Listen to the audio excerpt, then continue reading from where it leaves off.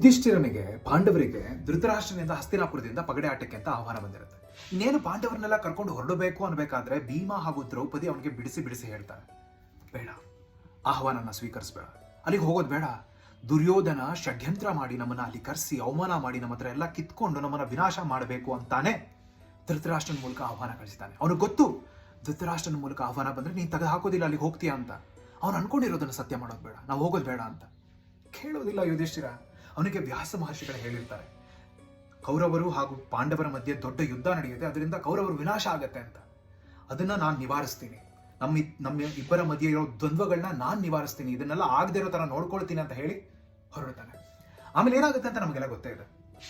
ಇಂಗ್ಲಿಷಲ್ಲಿ ಒಂದು ಗಾದೆ ಇದೆ, we often meet destiny in the road we take to avoid it ಅಂತ. ಅಂದ್ರೆ ನಾವು ವಿಧಿಯನ್ನ ಸಂಧಿಸಬಾರ್ದು ಅಂತ ಯಾವ ರಸ್ತೆನ ತಗೊಳ್ತೀವೋ ಅದೇ ರಸ್ತೆಯಲ್ಲಿ ವಿಧಿನ ಮೀಟ್ ಮಾಡ್ತೀವಿ ಅಂತ. ರಾತ್ರಿ ಕಂಡ ಬಾವಿಗೆ ಹಗಲು ಬೀಳೋದು ಅಂತ ಇದನ್ನೆಲ್ಲ. ನೀರು ಕದಡಿದೆ ಅಂತಂದ್ರೆ ಅದು ವಾಪಸ್ ಸರಿ ಹೋಗಬೇಕು ಅಂದ್ರೆ ಅದನ್ನ ಹಂಗೆ ಬಿಡಬೇಕೇ ಹೊರತು ಕೈ ಹಾಕಿ ಅಲ್ಲಾಡಿಸ್ಬಾರ್ದು, ಇನ್ನಷ್ಟು ರಾಡಿ ಆಗತ್ತೆ.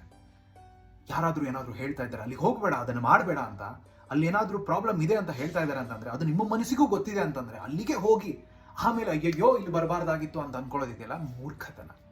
ಅಂಥದ್ದೇನಾದ್ರೂ ಪರಿಸ್ಥಿತಿ ಇದ್ರೆ, ಅಂಥದ್ದೆಲ್ಲಾದ್ರೂ ಹೋಗ್ತಾ ಇದ್ದೀನಿ, ಅಂಥದ್ದೇನಾದ್ರೂ ಮಾಡ್ತಾ ಇದ್ದೀನಿ ಅಂತಂದ್ರೆ ನಿಮಗೆ ನೀವು ಕೇಳ್ಕೊಳ್ಳಿ, ರಾತ್ರಿ ಕಂಡ ಬಾವಿಗೆ ಹಗಲು ಬೀಳ್ತಾ ಇದ್ದೀನಿ ಅಂತ ಯೋಚನೆ ಮಾಡಿ.